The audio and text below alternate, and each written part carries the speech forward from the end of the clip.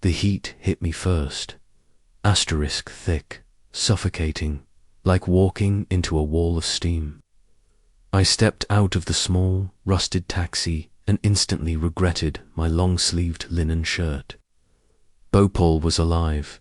Even at night horns blared from passing rickshaws.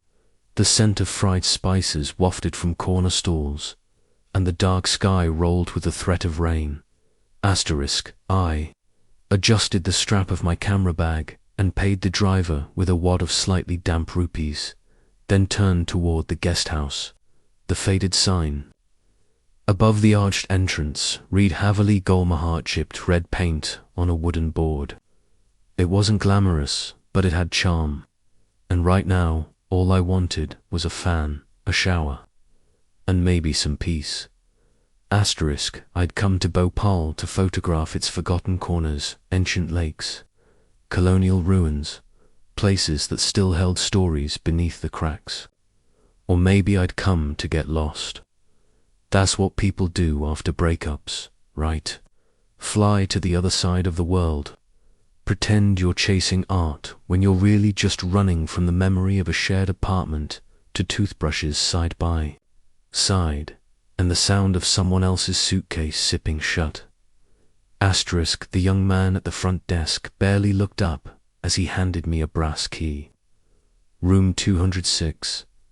I dragged my suitcase up the stairs, each step creaking beneath me, until I reached the door. Inside, it smelled faintly of jasmine and mothballs. A small fan rotated overhead like it was debating whether to quit. I dropped my bag and walked to the balcony. From there, I could see the edge of Upper Lake shimmering under the moonlight, the city stretching into soft shadows beyond. Somewhere down the alley, a sitar played, joined by the low hum of prayer calls still echoing from distant mosques. A door slammed somewhere down the hall, followed by footsteps. I turned my head and caught a glimpse of someone stepping onto the balcony next to mine. Tall, tan shoulders, like sculpture beneath a dark tank top. He leaned on the railing, lit by the dim yellow light above his door. I couldn't make out his face, but there was something familiar in the posture, like he carried the weight of too many thoughts. He looked over. Our eyes met for half a second. Then he nodded, casual but acknowledging. Long day. I asked, unsure why I spoke.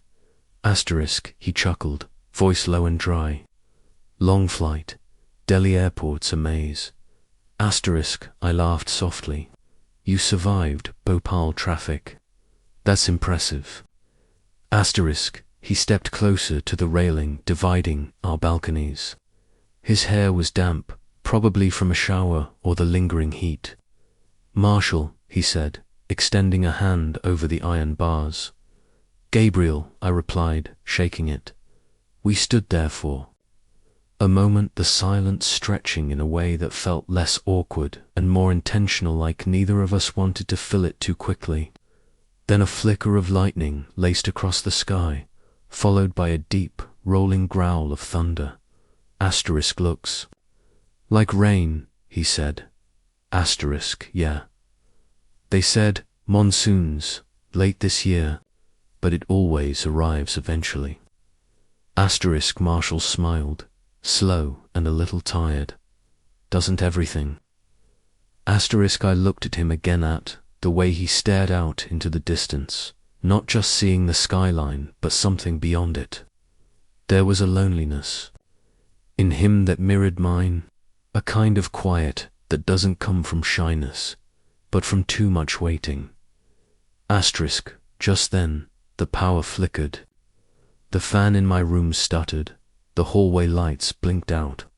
The city, too, seemed to dim round the edges as sections went dark. Then, a moment later, the guest house generator kicked in with a groan.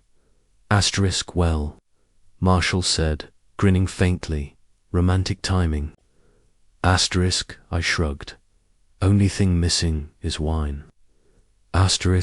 Give it a few days, he said. India's full of surprises. Asterisk, he retreated inside, and I lingered a moment longer on my side of the balcony, breathing in the heavy air.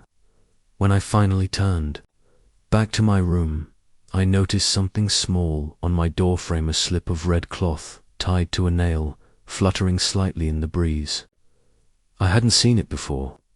It felt like an omen, though I couldn't tell if it meant danger or discovery.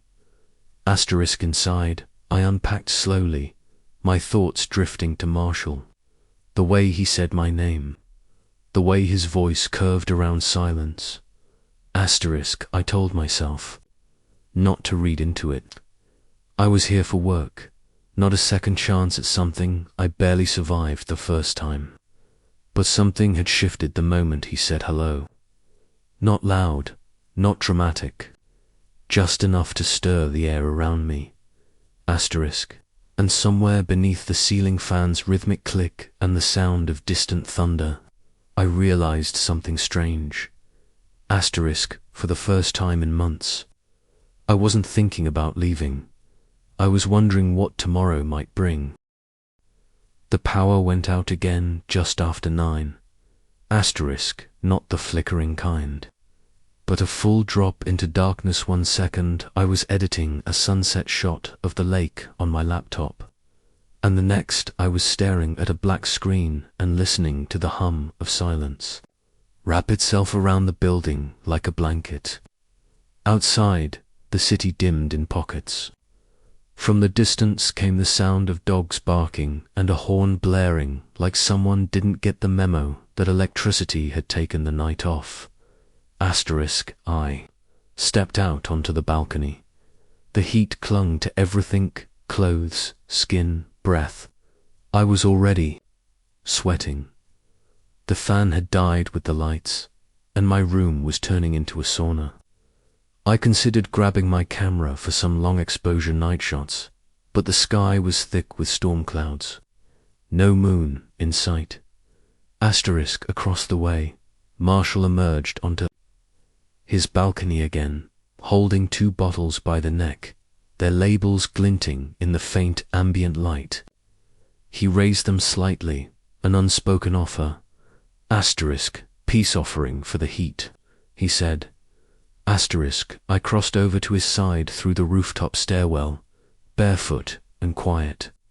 The guest house had a common terrace between the 2 wings, a wide open space, with mismatched chairs and a low cement railing that looked like it had survived one monsoon too many. We sat on opposite ends of an old wooden bench. He handed me a cold beer. I took a sip without looking at the label. It didn't matter. It was cold, and that was enough. Asterisk, I thought you'd be out shooting tonight, he said after a pause. Asterisk, no power means no editing, I replied. Besides, it's hard to photograph a city that refuses to be still. Asterisk, Marshall nodded slowly. It's never still. That's what I like about it. Asterisk, we sat there a while, not talking, just letting the night do what it did best. Buzz and sweat and drift. A slow wind picked up, warm and restless, carrying the smell of wet earth and cloved cigarettes. Somewhere down the alley, someone strummed a guitar. The chords were imperfect but hopeful. Asterisk, why India? He asked, finally turning toward me. Asterisk, I shrugged. Needed space. A friend once said, if your heart's broken, go somewhere ancient. Let time do the talking. Asterisk, he smiled at that. And is it working? Asterisk, not sure yet. Still listening. Asterisk, Marshall drank quietly. The bottle sweated in his hand. He wore a thin, dark shirt and cargo pants. Nothing special, but it clung to him in the heat, hinting at a body built from long hikes and heavier bags than mine. Asterisk, I came here to work, he said. But that was just an excuse. I didn't want to go home either. Asterisk, where's home? Asterisk, Oregon. My parents lived there, along with their expectations. Asterisk, I chuckled. Ah, the great inheritance. Asterisk, Marshall's expression flickered part amusement, part something darker. They wanted a version of me I couldn't give them. College was the first break. India became the second. Asterisk, we didn't need to say the word. I could hear it in his tone. The way he said version. I'd lived through those silences myself, where everything felt polite but loaded. Birthdays where your +1 had to be explained as just a friend. Asterisk, the wind picked up suddenly, swirling dust from the terrace floor. A low crack of thunder rolled across the lake. Then, out of nowhere, the rain came fast, heavy, unapologetic. We both jumped to our feet, laughing as we grabbed the bottles and scrambled under the shallow overhang near the stairwell. The downpour drummed against the rooftop like fingers on a table. Asterisk, we stood close, shoulder to shoulder, breath shallow from the dash. Water streamed down the concrete walls beside us. My shirt clung to my chest, and Marshall's hair stuck to his forehead. There was something absurd and freeing about it, like the universe had decided to break the heat with a proper scene from a movie. Asterisk, you ever get tired of starting over? He asked suddenly, his voice quieter now. Asterisk, I glanced at him. Only when I pretend I'm not. Asterisk, that made him look at me, really look. Eyes narrowed slightly, not in judgment but in recognition. It's strange how someone can feel familiar after barely knowing them. Like the universe slipped you a cheat sheet. Asterisk, I used to think love would just fit, he said. Like the world would rearrange to make room for it. Turns out, sometimes you have to leave things behind to even feel it. Asterisk, I didn't answer right away. The rain softened, though it still poured. I listened to the rhythm of it, the rhythm of his breath. Then I asked, did you leave someone behind? He didn't answer. I turned to face him, not pressing, just waiting. Asterisk, Marshall's jaw tightened for a moment. Then he exhaled, almost like he was surrendering something, yet someone who didn't know how to stay. Or maybe I didn't know how to ask. Asterisk, we stood like that, damp, tired, quietened till the lights flickered back to life. The overhead bulbs hummed, the fans clicked, but neither of us moved right away. The terrace had changed in the dark, and the spell didn't break just because. The circuits reconnected. Eventually, we sat again closer this time. No words, just the sound of wind, water, and something else rising between us. Something unnamed but undeniable. Asterisk. By the time I returned to my room, the rain had stopped, and the city felt cooler, cleaner, more open. I dried off, slipped under the thin sheet, and lay awake, staring at the ceiling. Not because I was uncomfortable, but because for the first time in a long while, I wasn't thinking about what I'd lost. I was wondering what Marshall dreamed about when he let himself. The morning after the storm was gold. Asterisk, not the filtered kind you see in photos, but real, raw light cutting through the mist, touching every surface like it meant something. I stood on the rooftop again, coffee in hand, barefoot against the damp tile, watching the sun rise over Upper Lake. The city was already stretching awake, women sweeping their thresholds, motorbikes sputtering to life, someone singing off-key down in the alley. The air still smelled like last night's rain, earthy and forgiving. Asterisk, Marshall joined me with his own mug. He didn't say anything at first, just leaned on the railing beside me, eyes squinting against the brightness. Asterisk, I don't think I've seen a sunrise in months, he said finally. Feels like a reward. Asterisk for surviving a blackout and a rooftop beer in monsoon season. Asterisk, he smiled. Exactly. Asterisk, we ate breakfast, downstairs, mollities, thick toast, mango slices, sticky with juice. I caught him watching me across the table, not in the way someone stares, but like they're trying to learn a language just by listening to the shape of it. It made something in my chest shift. Asterisk afterward, we decided to explore. No plan, just our feet and the map on my phone. Bhopal isn't a place you conquer, it opens in layers, like pages in an old book you don't remember buying. We walked through Chowk Bazaar, dodging fruit carts and men yelling prizes in Hindi. We stopped at a temple built into a cliff, where the sandstone was warm under our hands. I photographed old doors, cows painted with bright powder, and a boy balancing 5 kites. In one hand, Asterisk Marshall was quiet most of the time, but not distant. He pointed things out: a cracked tile, a water buffalo with its horn wrapped in cloth, a grandmother slicing betel nut with a blade tied to her sandal. He saw things most people walked past. That alone made me want to follow him. Asterisk, by mid-afternoon, we reached a quiet patch near the lake, far from the noise. The water shimmered under the sun, boats moored in a crooked line. We sat on the stone steps, catching our breath. He took off his shoes and dipped his feet into the lake. I sat beside him, camera resting in my lap. Asterisk, you always shoot people. Or places? He asked. Asterisk, people in places. I think you can't separate them. A wall's just a wall until someone leans on it. Asterisk, he nodded. That's poetic. Asterisk, I try. Asterisk, there was a pause. Then he said, you ever feel like you're looking for something, but you don't know what until you see it? Asterisk, I turned to him. Isn't that what travel is? Asterisk, maybe. Or maybe it's just what loneliness feels like. Asterisk, his voice dropped on that last word, like he regretted it. I didn't respond right away.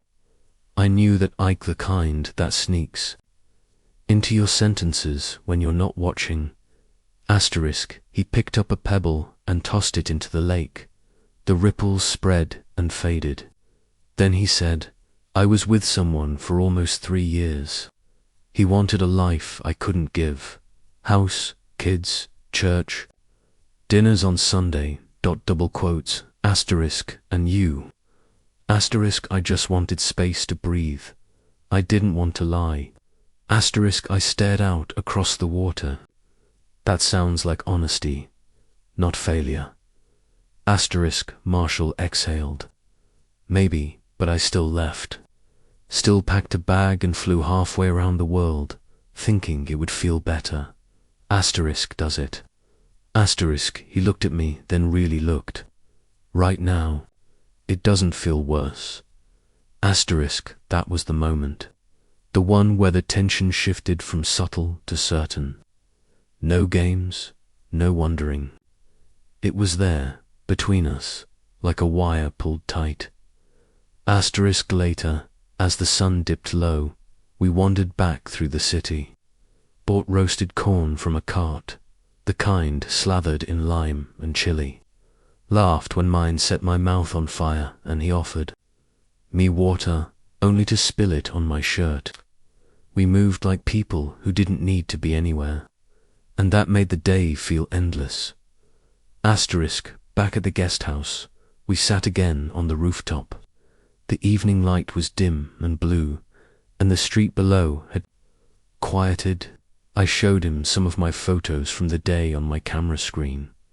Asterisk, you're good, he said, flipping through them slowly. Asterisk, thanks. Asterisk, no, I mean it. You don't just capture places, you make them feel like memories. Asterisk, I felt something tighten in my throat. Maybe it was gratitude, maybe it was fear, Maybe it was the slow realization that someone was seeing me in a way I hadn't let anyone in months. I don't usually travel with anyone, I said. He glanced at me. Neither do I. The generator hadn't kicked in yet, and the power was holding for now. But the sky promised more rain. I could feel it in the air, thick, electric. He leaned back, resting his head against the wall, eyes closed. I watched the curve of his jaw in the fading light. I wanted to ask what scared him most. I wanted to tell him he didn't have to run anymore, but I didn't say anything. Because sometimes silence is the most honest sound between two people. When I finally went back to my room, I left the door unlocked. Not because I expected anything, but because it felt right. Because something in me was starting to stay. The rain came back that night, softer this time.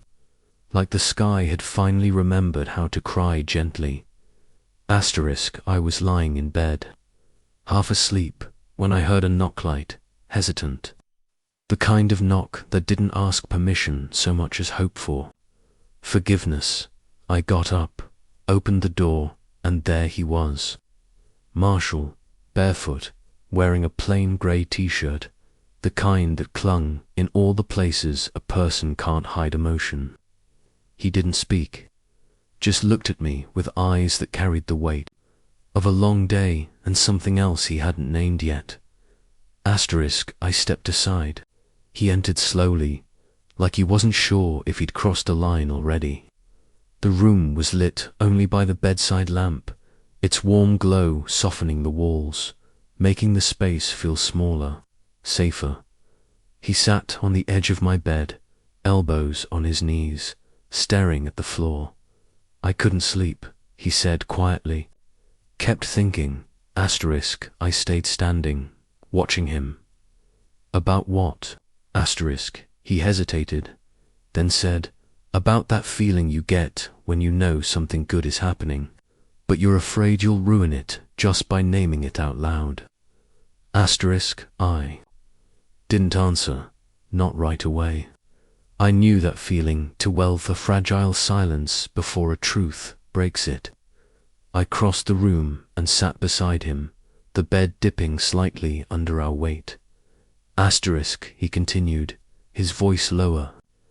I spent a lot of time pretending I was okay being alone, that I liked the space, the freedom, but now I'm sitting here, scared to breathe wrong because this feels too close, too good. I turned to him, so breathe carefully, but don't. Stop. That made him smile just a little. A crack in the armor. He reached for my hand then, slowly, like he was waiting for me to pull away. I didn't. Our fingers laced together. It wasn't dramatic, wasn't desperate, just honest. His palm was warm, calloused in places mine weren't. It felt like a conversation without words. Do you believe in timing? He asked. I thought. About that, I believe we tell ourselves stories about it, that we blame timing when we're not ready, or too afraid. He nodded. I was always afraid. Back home, I couldn't say things out loud, not to my parents, not to anyone who mattered. You just did, I said. To me. The rain kept falling, a quiet rhythm against the windows. Outside, the city had hushed. No honking, no shouting, just the occasional hiss of tires on wet pavement far below. We sat like that for a long time, not moving, not speaking. Eventually, I leaned back against the headboard, pulling him gently with me. He came easily, resting his head on my shoulder. I felt his breath against my neck, slow and even. He smelled like the air before lightning strikes, charged but calm. I don't want to mess this up, he said, barely audible. Asterisk, then don't, I whispered. Let it be what it is. Asterisk, his arm slid across my chest, not possessive, not afraid, just there, like he'd always known the shape of the space it filled. Asterisk, we talked in pieces after that. Stories from childhood. Regrets we hadn't shared with anyone before. He told me about a boy he almost loved in college, someone who kissed him once in the library stacks and never spoke to him again. I told him about the man I left behind in Chicago, the one who wanted everything too soon. Asterisk, he asked if I still thought of him, asterisk, sometimes, I said, but not the way I used to. Asterisk, Marshall tilted his head up slightly, and now, asterisk, I'm here, with you, thinking about this moment. Asterisk, he looked at me for a long beat. No pressure, no demand. Just a question in his gaze. One eye answered not with words, but by leaning in. The kiss was slow, unsure at first, like we were learning the steps of something ancient. His lips were soft and careful, tasting of rain and apology. Asterisk, we didn't rush it, we didn't try to define it. We just let it happen. When we pulled back, his forehead rested against mine. This is okay, he asked. Asterisk, it's more than okay, I said. It's real. Asterisk, he smiled a full one this time. The kind that reached his eyes and made me wonder how I'd lived without it this long. Asterisk, later. We lay under the thin sheet, facing each other in the dim light. He traced lazy circles on my shoulder with his fingers. The rain had stopped, but the silence remained, content to let us fill it slowly. Asterisk, I've never met someone like you, he said. Asterisk, you haven't met someone who sees you.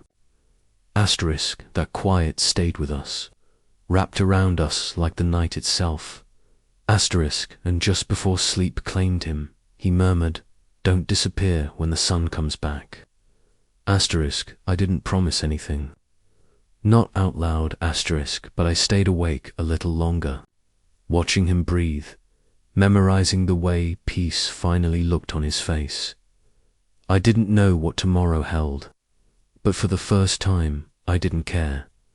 Asterisk, tonight. The storm wasn't something to run from. It was what brought him to my door.